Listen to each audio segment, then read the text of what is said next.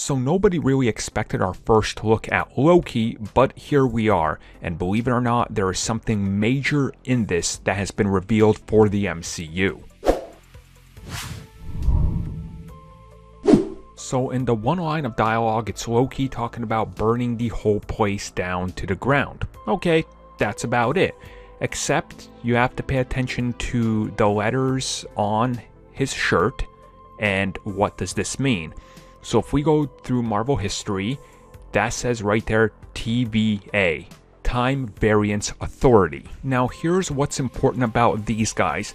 In the comics, they are a huge faction of people that get together and they actually govern realities, making sure that the multiverse is kept in check, that it's not falling apart, that things aren't really interfering with one another, and that there can't be any sort of let's say temporal dominance, if you will, of things being messed up as a whole. Because if one universe gets absorbed by, let's say, one entity, he could become too powerful and then move on somewhere else.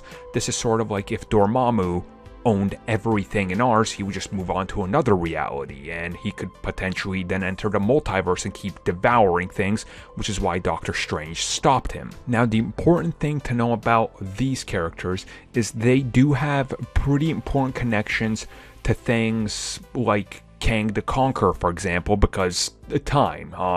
The X-Men, they have relations to them. The Timekeepers, it just kind of keeps on going. They actually perceive the Avengers as enemies, along with She-Hulk and Doctor Doom and various others. Like, these guys, yes, they do certain things that could be considered good, but ultimately, they're really not. And to get back on the X-Men thing, these guys actually had a Sentinel at one point monitoring everything.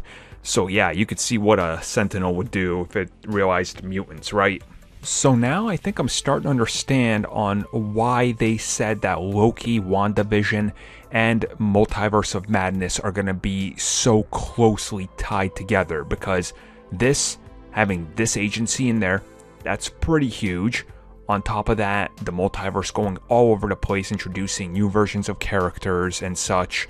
And then you see what's happening with WandaVision. Everything starts to make sense here. And it looks like time is definitely going to be a big factor in the next couple of years.